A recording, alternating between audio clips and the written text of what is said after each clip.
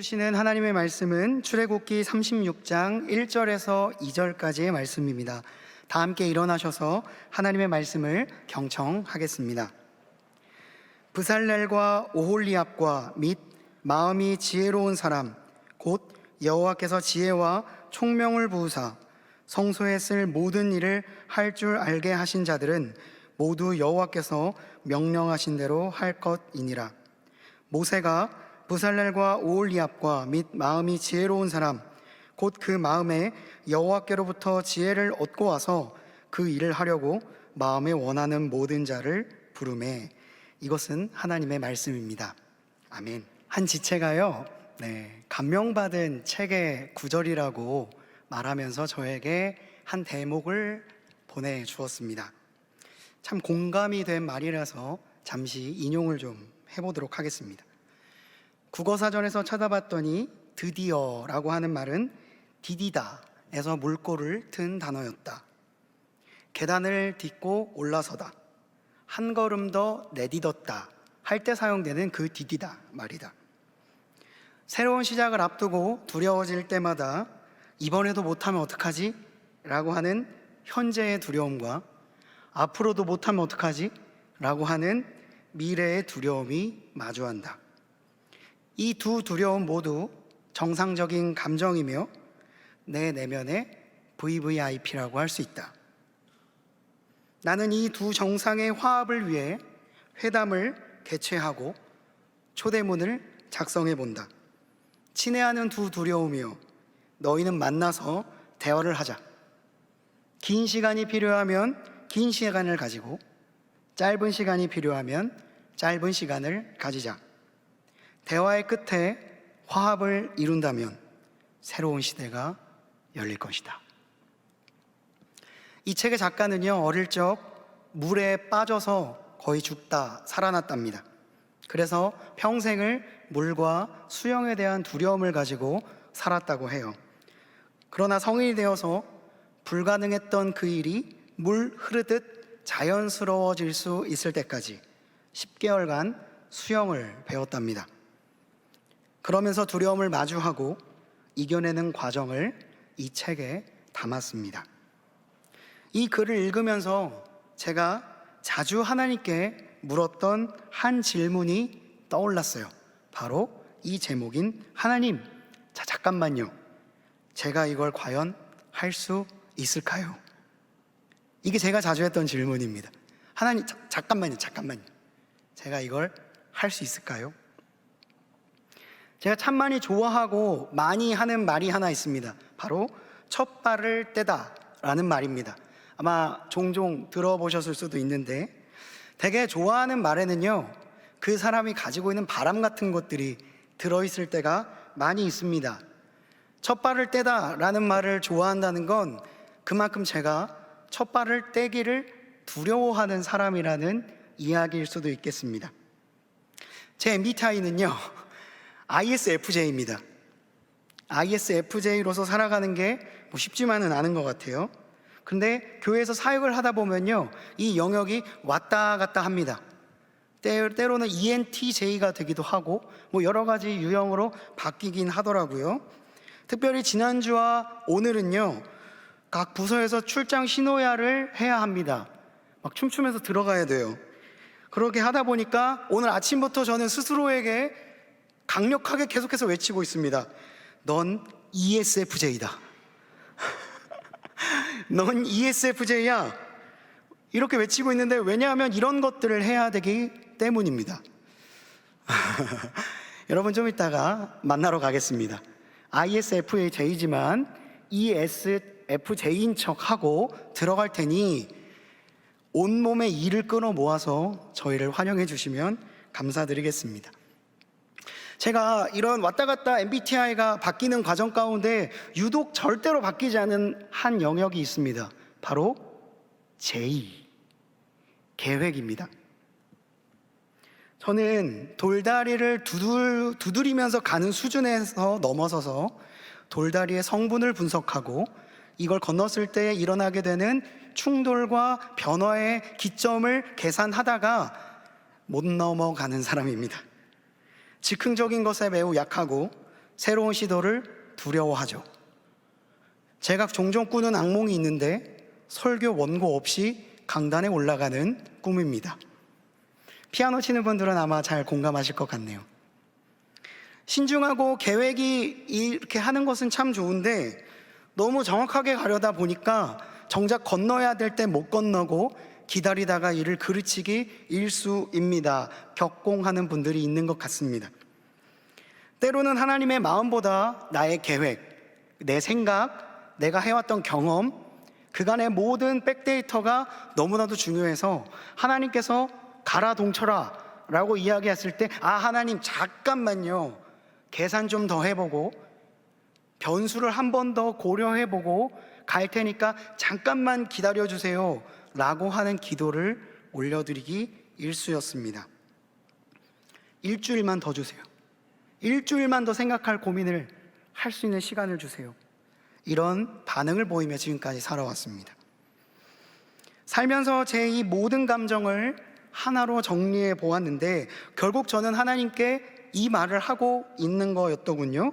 하나님, 과연 제가 그걸 할 수 있을까요? 하나님, 저 너무 무섭습니다. 못할 것 같아요. 출애굽 여정에 있는 이들도 아마 같은 마음이었을 것입니다. 왜냐하면 그들은 수백 년간 노예로 살아가다가 처음으로 독립을 했기 때문입니다. 여러분, 독립이라고 하는 것은 매우 중요하고 가슴 설레는 일이지만 처음 있는 일은 뭐든지 다 어렵죠. 출애굽을 하고 있는 이스라엘 백성들도 마찬가지였을 것입니다. 늘 폭력의 굴레 안에서 그냥 시키는 일을 해왔던 사람들입니다. 할당된 업무를 무제한적으로 반복하는 것만이 생존이었던 사람들이에요. 그러다 보니 모든 것을 자율적으로 해야 하고 또한 그 안에서 내 안에서 올라오는 감정들을 해소하기에는 삶의 경험과 가지고 있는 담대함이 턱없이 부족했던 것이죠. 그런 그들을 향하여 어느 날 하나님께서 이런 말씀을 하십니다. 모세가 이스라엘 자손에게 이르되 볼지어다, 여호와께서 유다 지파 훌의 손자요 우리의 아들인 브살레를 지명하여 부르시고. 하나님이 그를 부른 이유는 무엇이었을까요? 바로 하나님을 예배할 성막을 짓는데 그 성막 안에 들어갈 수많은 진귀한 예배 도구들을 만들기 위함이었습니다. 즉 일종의 금속 세공업을 할 사람을 하나님께서 찾으셨던 것이죠. 그리고 천을 가지고 술을 놓고 직조를 한 사람도 찾기 시작했어요. 일종의 디자이너로서 단지파 아히사막의 아들 오홀리압을 또 부르셨습니다. 이 장면을 지켜보면서 제 안에 들었던 한 가지 질문, 그리고 생각, 진짜 부담스러웠겠다 였습니다. 저걸 만든다고? 지금 이 상황에서 어떻게 만들지? 물론 그들의 마음을 제가 들여다볼 수 없기 때문에 그들이 어떤 생각을 했는지는 알 수 없습니다. 그러나 저였다면 엄청 부담됐을 것 같습니다.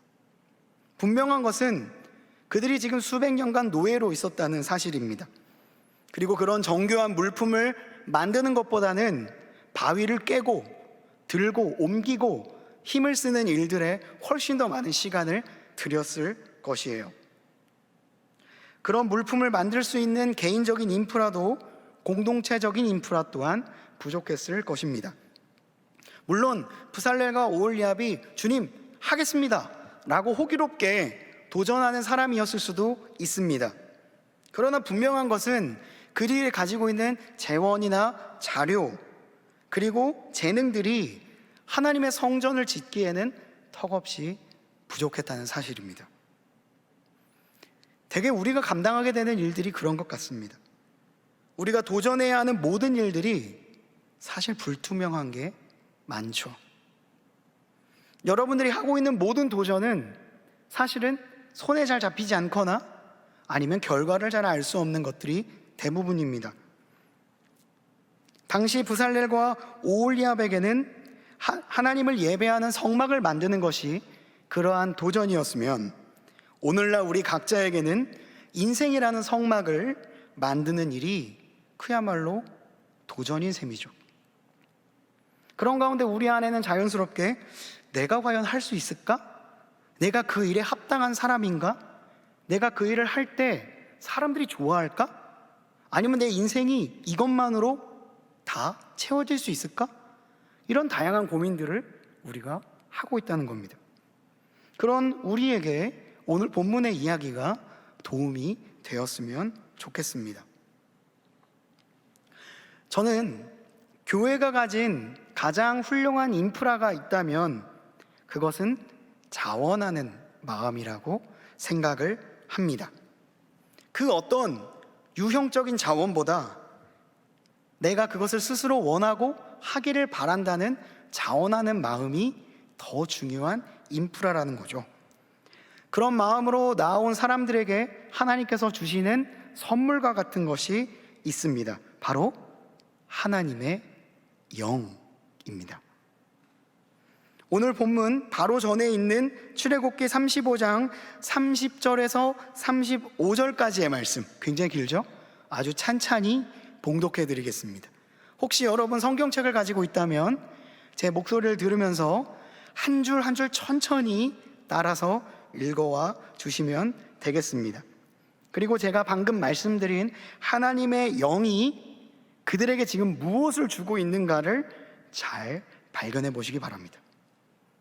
모세가 이스라엘 자손에게 이르되 볼지어다 여호와께서 유다 지파 훌의 손자요 우리의 아들인 브살레를 지명하여 부르시고 하나님의 영을 그에게 충만하게 하여 지혜와 총명과 지식으로 여러 가지 일을 하게 하시되 금과 은과 노수로 제작하는 기술을 고안하게 하시며 보석을 깎아 물리며 나무를 새기는 여러 가지 정교한 일을 하게 하셨고 또 그와 단지파 아히사막의 아들 오홀리압을 감동시키사 가르치게 하시며 지혜로운 마음을 그들에게 충만하게 하사 여러 가지 일을 하게 하시되 조각하는 일과 세공하는 일과 청색, 자색, 홍색 실과 가는 배실로 수노는 일과 짜는 일과 그 외에 여러 가지 일을 하게 하시고 정교한 일을 고안하게 하셨느니라. 하나님은요 브살렐과 오홀리압을 부르셨습니다. 그들은 하나님의 부르심에 응답하여서 나와왔겠죠. 그런 그들에게 하나님께서는 단순히 그들을 부르실 뿐만 아니라 먼저 그들에게 하나님의 영이 충만하게 하셨습니다. 그 하나님의 영이 무엇인가 정확히 잘 모르겠지만 일단 위의 본문을 통해 유추해 보면 그 하나님의 영이라고 하는 것은 브살렐에게 지혜와 총명과 지식을 주었다는 것을 알 수 있죠. 그것으로 받은 그 지식으로 여러 가지 일, 즉 금과 은과 노수로 제작하고 보석을 깎아 물리는 금속 세공업을 고안하게 되었습니다. 더 나아가 하나님의 영은 오홀리압의 마음에 감동을 일으키어서 지혜로운 마음으로 조각하고 세공하고 실을 정교하게 수놓는 일을 할 수 있게 되었습니다. 그들이 능력이 있었다는 이야기를 하고 있는 게 아니라 그들이 나와왔을 때 하나님의 영이 그들에게 그 일을 할 수 있는 능력을 주었다라고 말하고 있는 것입니다. 그렇다면 하나님의 영이 무엇이기에 이것을 가능할 수 있게 했을까요? 오늘은 교회력상으로 성령 강림 주일입니다. 그래서 십자가의 색깔도 성령의 불길을 의미하는 붉은색이죠. 성령 강림 주일은 예수님께서 예언하셨던 성령이 그들에게 임하는 날, 초대교회의 사건을 기념하는 주일입니다. 그런데 신약 시대가 시작되어 초대교회가 등장하자마자 성령이 등장한 것처럼 우리가 알고 있을 수 있겠지만 이 성령, 하나님의 영은 사실 창세기 1장에서부터 우리와 늘 함께하고 계신 하나님의 영이었습니다. 땅이 혼돈하고 공허하며 흑암의 깊음 위에 있고 하나님의 영은 수면 위에 운행하시니라. 그 루아흐라고 하는 단어가 하나님의 영이라는 단어입니다. 여호와 하나님이 땅의 흙으로 사람을 지으시고 생기를 그 코에 불어 넣으시니 사람이 생명이 되니라. 불어 넣으셨던 생기, 네샤마라고 하는 히브리어가 하나님의 영, 하나님의 능력, 생기, 바람과 같은 단어로 쓰였습니다. 온 만물을 창조할 당시에 있었던 하나님의 영이 성령입니다.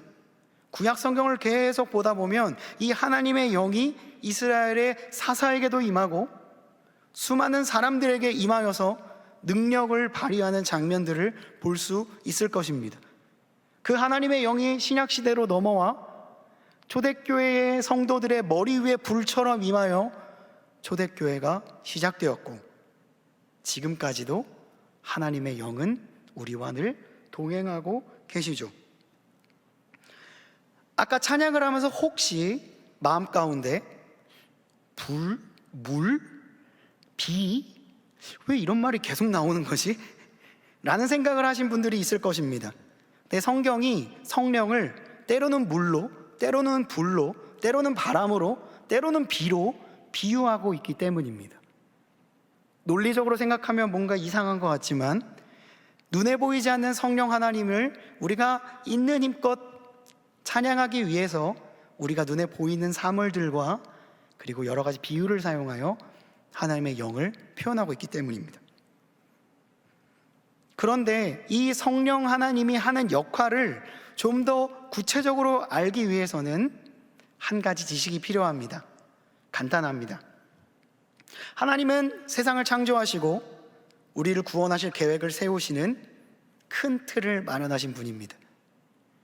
예수님은 그 일을 직접 이 땅에 오셔서 2000년 전 십자가에 달려 우리를 구원하신 분이시죠. 성령 하나님은요, 그 일이 나와 관련돼 있도록 연결시켜 주시는 분입니다. 2000년 전에 돌아가신 예수님이 나랑 무슨 상관인가? 라는 생각하고 있는 사람, 왜 저기 변방 이스라엘의 하나님을 우리는 왜 구원자라고 믿는가? 이런 의문이 있을 때 그 일이 나를 위한 일이었구나, 2000년 전의 말씀이 지금 나와 연결되어 있구나, 큐티를 하면서 감동을 받고 이 말씀을 적용하게 하시고 하나님과 우리의 사이의 연결고리가 되어주시게 하는 분, 그분이 성령님입니다. 그러니까 여러분, 성령은 지금도 우리와 함께 하시며 그 오래전의 일, 지금 제가 출애굽기 본문을 하고 있잖아요. 그 출애굽기 때의 일이 오늘 나와 관련이 있다라는 것을 알려주는 분입니다. 그래서 성령에는 별명이 있습니다. 바로 보혜사. 한 이단이 이것을 너무나도 잘 사용해서 이 단어가 좀 껄끄러운 단어가 된 것은 사실입니다. 그러나 이 보혜사라고 하는 단어의 원뜻은 정말로 좋은 뜻이에요. 요한복음 14장에서 예수님은 이렇게 말씀하셨습니다. 내가 아버지께 구하겠으니 그가 또 다른 보혜사를 너희에게 주사 영원토록 너희와 함께 있게 하리니 그는 진리의 영이라. 세상은 능히 그를 받지 못하나니 이는 그를 보지도 못하고 알지도 못함이라. 그러나 너희는 그를 아나니 그는 너희와 함께 거하시며 또 너희 속에 계시겠습니다. 성령님이 우리의 마음 안에 계시다는 겁니다. 그래서 사도 바울은 너희가 성령의 전임을 알지 못하느냐라고 말했던 거고, 성령 충만함을 우리가 늘 구하는 것은 내 안에 계신 성령님이여 오늘 나에게 충만하게 역사하여 달라는 신앙 고백이 담긴 말이라고 할 수 있습니다. 보혜사라고 하는 단어는 지킬 보, 은혜해, 스승사라는 한자를 사용합니다. 지키고 은혜를 주시는 분이라는 뜻이죠. 영어로 해당하는 단어는 카운셀러, 프로텍터, 그리고 헬퍼입니다. 우리를 옆에서 도우시고 응원하시며 그 일을 감당할 수 있도록 지식을 주시고 지혜를 주시고 능력을 주시는 분, 그분이 바로 성령님이고요. 브살렐과 오홀리압에게 임하였던 하나님의 영이 바로 성령이었습니다. 그들이 가지고 있는 재능은 부족했을지 모릅니다. 우리 모두가 다 부족한 사람들이죠. 아무리 노력을 해도 우리에게는 한계가 있습니다. 우리는 삶에 어느 정도의 공백을 가지고 사는 사람들인 거예요. 이 빈 공간을 자신의 능력으로 채워주시는 분이 성령님입니다. 그래서 C.S. 루이스는 순전한 기독교에서 이렇게 말했습니다. 누구든지 하나님을 진정으로 믿고자 한다면 그 사람의 지식이 예리해질 것이다. 생각해보라. 인류를 역사를 바꾼 책 철로 역정을 쓴 존 버년이 초등교육도 받지 못한 사람이라는 것을 기억해라 라고 말했습니다. 우리가 가지고 있는 능력이 부족하다면 그 능력을 채울 수 있는 분이 성령 하나님이라는 거고, 내가 1%를 갖고 오면 99%를 채워주시는 분, 내가 열심히 노력해서 10%를 갖고 오면 90%를 채워주시는 분이 성령 하나님입니다. 요엘서 2장 28절에서 29절은 성경 전체를 통틀어 정말 중요한 메시지를 우리에게 전해주고 있습니다. 이를 메시지 성경으로 한번 읽어드리겠습니다. 나는 모든 부류의 사람들에게 내 영을 부어줄 것이다. 너희 아들들이 예언을 하고 너희 딸들도 예언할 것이다. 너희 노인들은 꿈을 꾸고 너희 젊은이들은 환상을 볼 것이다. 내가 종들에게 남종과 여종 모두에게 내 영을 부어줄 것이다.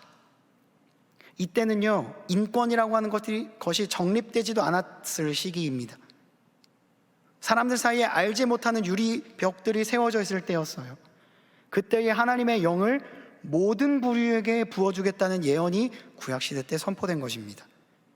어느 누구나 할 것 없이, 직분에 상관없이 하나님의 영이 모든 사람의 빈 공간을 메꾸는 일이 발생하게 될 것이다 라고 하는 예언이었던 거예요.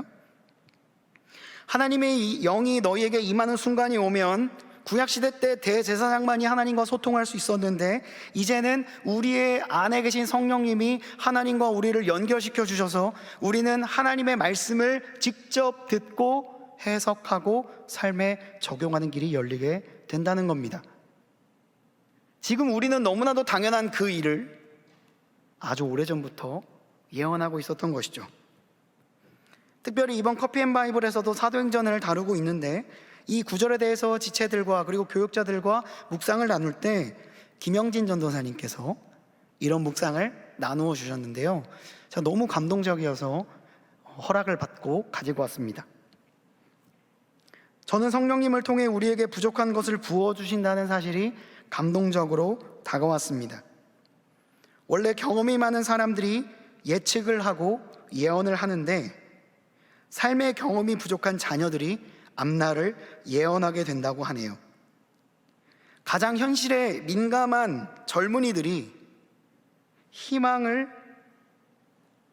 그것을 품을 수 있는 환상을 보게 되고, 더 이상 꿈꿀 것이 없는 어르신들이 꿈을 꾸게 된다고 합니다. 이것이 성령이 오셨을 때 우리에게 일어나는 일이라고 생각하니 참 감동적이었습니다. 그 말을 듣는 제가 더 감동을 받았습니다. 정말 멋진 표현이라고 생각했습니다. 아, 그래, 맞아. 성령이 오신다면 우리의 높고 낮음이 중요한 게 아니라 오히려 나의 낮음이 자랑이 될 수 있겠구나. 거리의 천사들과 같은 사역 가운데 성령이 임하시면 그들의 인생이 바뀔 수 있겠구나. 우리의 속도랑 좀 다를지 몰라도 주민등록증이 없어도 그게 더 편하다고 말하는 분들의 인생 가운데 삶의 의미가 부여되게 되겠구나. 우리가 하는 농선봉이라고 하는 사역이 하나님께서 임하시면, 성령이 임하시면 우리의 모든 학력, 우리의 모든 삶의 경험, 내가 가지고 있는 모든 재능과 재물들이 무색해지는 순간이 오겠구나. 아니, 그것을 더 정밀하게 하셔서 우리를 통해 하나님의 일을 하는 일들이 벌어지게 되겠구나. 가슴이 뛰었습니다. 그 성령을 부어주시겠다고 말씀하고 계신 거죠. 그들은 노예처럼 살아왔던 사람들입니다. 그러나 자원하는 마음으로 나왔던 그들에게 하나님께서는 하나님의 영, 성령을 부어 주셨습니다. 하나님께서는 단순히 일만 명령하시는 것이 아니었고요, 감당할 수 있는 지혜, 기술, 사람을 주셨습니다. 그리고 하나님의 마음에 감동된 자, 자원하는 자들이 그 다음부터 나타나기 시작했고요, 하나님의 일에 동참하고자 하는 사람들이 나타나기 시작했습니다. 이스라엘 자손의 온 회중이 모세 앞에서 물러갔더니 마음이 감동된 모든 자와 자원하는 모든 자가 와서 회막을 짓기 위하여 그 속에 쓸 모든 것들을 위하여 거룩한 옷을 위하여 예물을 가져다가 여호와께 드렸으니, 하나님의 일은 이런 겁니다. 이해타산도 아니고요, 내가 냈다고 해서 우쭐하는 것도 아니고요, 동정심으로 하는 것도 아닙니다. 순전히 자원하는 마음, 타인을 위하는 마음, 타인을 품고자 하는 긍휼의 마음으로부터 기인하여 나온 감정으로 자원하여 나오는 것입니다. 저도 이 자리에 선 것은 자원하는 마음으로 온 것이고, 여러분들 또한 여러분들의 시간과 물질과, 그리고 심지어 곧 기말고사인데 여러분들의 시간을 쪼개서 이곳에 온 것은 그 어떤 목적이 아니라 자원하는 마음에서부터 오는 거죠. 그리고 하나님은 그 자원하는 마음에 성령을, 하나님의 영을 충만히 부어주십니다. 오늘 본문은 지금까지의 내용을 요약하고 있습니다. 브살렐과 오홀리압과 및 마음이 지혜로운 사람, 곧 여호와께서 지혜와 총명을 부으사 성소에 쓸 모든 일을 할 줄 알게 하신 자들은 모두 여호와께서 명령하신 대로 할 것이니라. 모세가 브살렐과 오홀리압과 및 마음이 지혜로운 사람, 곧 그 마음에 여호와께로부터 지혜를 얻고 와서 그 일을 하려고 마음에 원하는 모든 자를 부르매. 모든 것들이 다 수동태로 되어 있습니다. 그가 했다는 게 아닙니다. 그 마음을 부어주셨고 할 수 있게 하셨고, 그 마음을 가지고 자원하는 마음으로 나온 사람들이 만들어낸 이야기가 오늘의 이야기입니다. 그리고 나서 일어난 일을 이렇게 기록하고 있습니다. 모세가 명령을 내리매 그들이 진중에 공포하여 이르되 남녀를 막론하고 성소에 드릴 예물을 다시 만들지 말라 하매 백성이 가져오기를 그치니 있는 재료가 모든 일을 하기에 넉넉하여 남음이 있었더라. 자원하여 드린 예물이 차고 넘쳐서 더 이상 그만 가져오십시오 라고 말하는 일들이 있었다는 겁니다. 그들이 누구입니까? 노예입니다. 그들이 가진 게 얼마나 있겠습니까? 그들이 가진 재능이 얼마나 크겠습니까? 아니요, 별로 없습니다. 그러나 그들이 자신의 것을 있는 그대로 내어놓았을 때 성막을 짓고도 남을 만한 일들이 벌어지게 되었다는 겁니다. 이게 하나님이 일하시는 방법입니다. 그리고 그것이 지금도 일하시는 하나님의 방식입니다. 그리고 우리와 동역하는 성령의 역사이죠. 하나님의 일은 이렇게 이루어집니다. 하나님이 주신 능력 플러스 자원함, 자원함 플러스 하나님의 능력, 바뀌어도 상관없습니다. 제가 할 수 있을까요? 저 가진 거 이거밖에 없는데 이거라도 쓰일 수 있다면 주께 드리겠습니다 라고 하는 마음과 하나님의 능력이 더해지면 놀라운 일이 발생합니다. 성막도 그렇게 만들어졌습니다. 비단 구약의 이야기만 아닙니다. 이 패턴은 신약 성경에도 나옵니다. 한 아이가 자원하는 마음으로 물고기 2마리와 떡 5개를 갖고 왔습니다. 예수님께서 축사하시자 5,000명이 넘는 사람이 배불리 먹고도 남는 일이 벌어지게 되죠. 가진 것이 없고 로마의 압제 가운데서 두려움에 떨고 있는 사람들이 자신이 가지고 있는 물건을 서로 통용하기 위해서 모입니다. 그곳에 성령이 임하시고 초대교회가 시작됩니다. 그렇다면 이 패턴을 우리에게 적용시켜 보시죠. 우리가 어떤 걸 가졌기 때문에 나오는 게 아니라 가진 게 없어도 나오는 겁니다. 하나님이 돈이 1,000만 원이 필요하겠습니까? 억이 필요하겠습니까? 2렙돈도 상관없다는 겁니다. 그 마음을 가지고 나온 이에게 그 빈 공간을 하나님이 채워주심으로써 역사가 시작되는 거예요. 아무것도 없을 것 같은 그들에게서, 아무것도 할 수 없을 것 같은 그들에게서 하나님을 모시는 성막이, 우리 교회의 원형이 시작되었다는 거예요. 이것을 잊어버리는 순간 교회는 타락합니다. 이것을 잊어버리는 순간 교회는 경연 프로그램 그 이상도 이하도 아닌 것이 됩니다. 그것을 잃어버렸을 때 우리의 마음은 퇴색되고 우리 공동체는 아무런 변화도 없이 정체되게 됩니다. 그것을 꼭 기억하십시오. 가장 중요한 건 자원하는 마음, 서로 통용하기를 원하는 마음이라는 걸요. 말씀을 맺고자 합니다. 교회와 공동체를 더 생명력 있게 만드는 보물 같은 마음이 있다고 했습니다.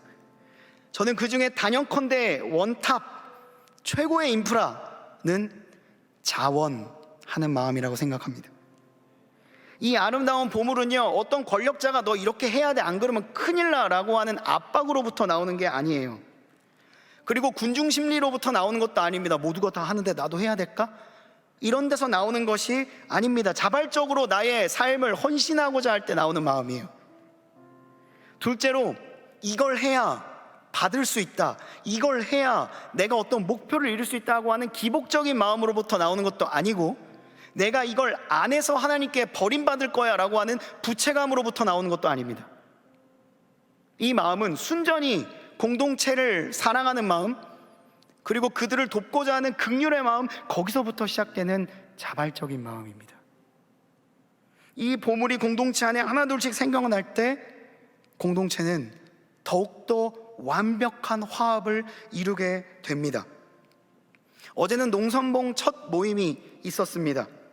7월 7일부터 7월 9일까지 2박 3일 휴가의 피크 기간이라고도 할 수 있는, 나의 유일한 쉼이라고 할 수 있는 그날을 온전히 내어드리며 청년들이 모였습니다. 각 부서당 10명밖에 안 되고 어떤 부서는 20명밖에 안 되고, 하지만 5분 만에 마감된 부서도 있고 하루 안에 다 모집된 부서들이 대부분입니다. 그렇게 모인 청년들이 이렇게나 많이 모였습니다. 이들은 자신의 돈을 내어가며 다른 사람을 돕기 위해 이 자리에 모였습니다. 내 휴가를 써가면서 간다는 거예요. 자신의 계획을 수정하고 이걸 가기 위해서 회사에 고통스럽게 이야기를 해야 합니다. 그럼에도 불구하고 이들은 자원하는 마음으로 모였습니다. 그렇게 모인 친구들이 80명입니다. 더 같이 가고 싶어도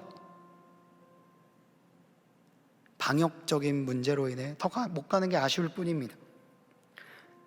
이뿐만 아닙니다. 지난 시간 함께하지 못해서 마음에 불타오르는 감정을 갖고 있던 어른들도 힘을 뭉쳤습니다. 제가 여벤져스라고 부르는 분들입니다. 여전도 협의회, 이분들이 우리의 기획안을 보고, 저는 원래 출장 뷔페를 부르려고 했거든요. 근데 본인들이 직접 오시겠다고 했습니다. 5분이 직접 새벽 4시에 장을 보고 온답니다. 아니, 전날 보시죠? 아닙니다. 신선도를 위해서 당일날 봐야 된답니다. 경동시장을 가야 된답니다. 그리고 6시까지 차 댈 테니까 스타렉스 하나만 준비해 주십시오. 한 권사님은 본인은 정육점을 한답니다. 고기는 내가 후원하겠답니다. 말도 안 됩니다. 80명의 고기를 어떻게 후원하겠답니다. 자신의 휴가를 내고 여러분들을 삼시세끼 간식까지 다 먹이기 위해서 온답니다. 심지어는 아이스크림이라고 적어주셨는데 이건 수제 아이스크림을 말하는 건가요? 라고 물어보시기도 했습니다. 직접 만들어 주겠다는 겁니다. 아이스크림도. 그렇게까지는 안 하셔도 된다고 말씀드렸습니다. 여러분들 하나라도 더 먹이기 위해서, 하나라도 더 섬기기 위해서 어른들도 두 손을 걷고 찾아왔습니다. 우리 위원장 장로님께서는 어려움에 처한 교회를 돕기 위해 데크를 설치해 줄 재직분들을 찾고 계셨고 오늘 찾았다는 이야기를 해주셨습니다. 데크가 없어서 쉴 공간이 없는 교회에 데크를 깔아드린다면 그곳에 앉아서 자연 경관을 볼 수 있는 어르신들이 생긴다는 거죠. 여러분, 이것은요 계획으로 나오는 게 아닙니다. 이것은 사람이 계산해서 하는 게 아니에요. 돈이 있다고 하는 것도 아니고 시간이 남아돈다고 하는 게 아닙니다. 다 시간 쪼개서 자원해서 하는 거예요. 여러분, 이게 교회예요. 여러분, 그 교회가 지금 살아 움직이고 있습니다. 코로나 3년? 저는 걱정하지 않습니다. 두려워하지 않아요. 우리는 더 역동적이게 사역할 수 있습니다. 거리의 천사들 믿어 의심치 않습니다. 대기를 세워야 될 정도로 몰릴 거라고 믿습니다. 자신의 시간을 내어서 타인을 돕고 사랑하는 일에 자신의 모든 것들을 내어주는 사람들이 모인 공동체는 인원수가 중요한 게 아니고 놀라운 교회 역사의 주인공이 되는 사람들이 세워지는 거예요. 교회는 자원하는 마음이 최고의 인프라입니다. 없어도 할 수 있고, 아니요, 없으면 더 잘할 수 있습니다. 그곳이 교회입니다. 그러니까 믿는 사람들은 믿음의 자존심을 갖고 살 수 있는 거예요. 여러분, 여러분의 마음이 작아도 상관없습니다. 그 작은 마음을 주님 앞에 내어놓을 때 하나님은 채워주실 것입니다. 우리의 인생, 지금까지 살아온 모든 인생을 뒤바뀌는 리바이벌, 부흥이 일어나게 될 것입니다. 그걸 기대하는 우리 모두가 되기를 주님의 이름으로 간절히 축원합니다. 기도하겠습니다. 사랑과 은혜가 많으신 하나님 아버지, 감사합니다. 우리의 있는 모습 그대로 주님 앞에 나옵니다. 아주 작은 모습이지만 자원하는 마음으로 나옵니다. 주여, 하나님의 영을 충만히 부으사 채워 주시옵소서. 그 하나님이 역사하시는 우리의 공동체가 될 수 있도록 주여 함께 하시고 인도하여 주시옵소서. 자원하는 마음을 주시사 교회를 세워가는 최고의 인프라인 이 마음을 성령 하나님께서 충만하게 사용하여 주셔서 우리가 드리는 모든 사역의 현장이 주님이 베풀어 주시는 은혜로 가득 찰 수 있도록 인도하여 주시옵소서. 이 모든 간구 우리 구주 예수 그리스도의 이름으로 기도드립니다. 아멘. 우리 말씀을 기억하며 다 함께 일어나셔서 채우소서 찬양하겠습니다.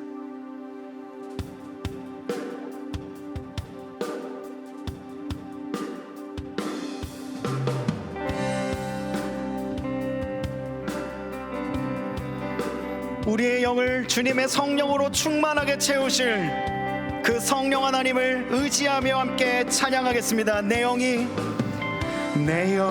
주를 구하고 내 마음이 주를 향하네. 주님 만나기 원하네. 내 마음 열어놓고 주의 임재 기다리며 오직 주만 경배. 우리 다시 한번 찬양합시다. 내 영이 주를 구하고 내 영이 주를 구하고 내 마음이 주를 향하네. 주님 만나기 원하네. 내 마음 열어놓고 주의 임재 기다리며 오직 주만 경배하네. 주 없는 나의 삶은 메마른 사막과 같네. 주 품에 날 안아 주소서. 주의 그 사랑 없이 내 영혼 살 수 없네. 갈급한 내 맘 드립니다. 채우소서 주님, 채우소서, 채우소서. 주의 사랑에 목마르니 채우소서, 채우소서. 주의 임재를 기다리니. 우리 다시 한번 찬양합시다. 내 영이 주를 구하고 내 마음이 주를 향하네. 주님 만나기 원하네.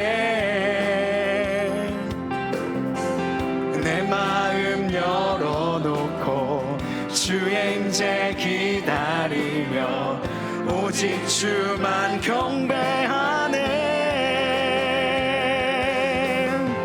주 없는 나의 삶을 메마른 사막과 같네. 주 품에 날 안아주소서. 주의 그 사랑 없이, 주의 그 사랑 없이 내 영혼 살 수 없네. 갈급한 내 맘 드립니다. 채우소서, 채우소서, 채우소서. 주의 사랑에 목마르니 채우소서, 채우소서. 주의 임재를 기다리니 채우소서. 주님 채우소서, 채우소서. 주의 사랑에 목마르니 아멘. 주여 채워주옵소서. 채우소서, 채우소서. 주의 임재를 기다리니 우리 이 시간 함께 기도하길 원합니다. 하나님 아버지, 나의 자원하는 마음을 주 앞에 내어놓고 나아갑니다. 주여, 나의 부족함 있는 모습 그대로 나오니 주여 성령의 능력으로 채워주시옵소서. 간절한 마음으로 함께 기도하도록 하겠습니다. 아버지 하나님 감사합니다. 우리의 마음을 채워주실 주님, 내 안에 공허함, 내가 평생 동안 지켜왔던 그 수많은 두려움들을 주님 앞에 가지고 나옵니다. 아버지 하나님, 우리의 마음을 이해하시는 주님, 나의 빈 공간을 하나님의 역사로 채우시는 주님, 성령의 능력을 부어주시는 주님, 그 하나님 아버지를, 그 하나님의 영을 간절히 바랍니다. 내 안에 있는 모든 문제 주님 앞에 내어놓고 나아가오니 주여 채워주시옵소서. 부살렐과 오홀리압에 임하였던 하나님의 영, 초대교회 가운데 임하였던 하나님의 영, 그 하나님의 영이 오늘 이 시간 우리에게도 임하게 하여 주시옵소서. 성령 강림 주님 앞에 간절히 간구합니다. 보호하는 영, 우리의 은혜의 영, 카운셀러, 프로텍터, 헬퍼이신 주 예수, 그 그리스도께서 약속하신 성령 하나님을 이 시간 간절히 바랍니다. 주여, 주여, 우리의 목마름을 주님의 사랑으로 채워 주시옵소서. 우리 함께 찬양합니다. 주 없는 나의 삶은 메마른 사막과 같네. 주 품에 날 안아주소서. 주의 그 사랑 없이 내 영혼 살 수 없네. 갈급한 내 맘 드립니다. 주 없는 나의 삶은, 주 없는 나의 삶은 메마른 사막과 같네.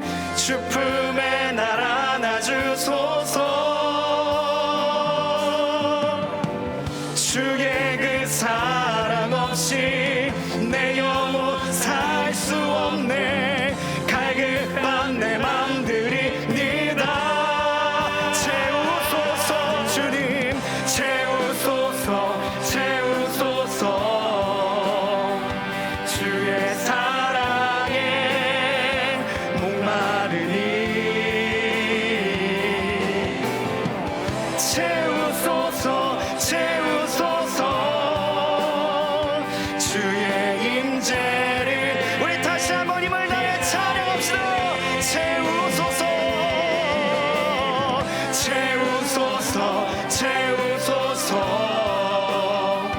주의 사랑에 목마르니 채우소서, 채우소서. 주의 임재를 우리 목소리로 주님을 찬양합니다. 채우소서, 채우소서,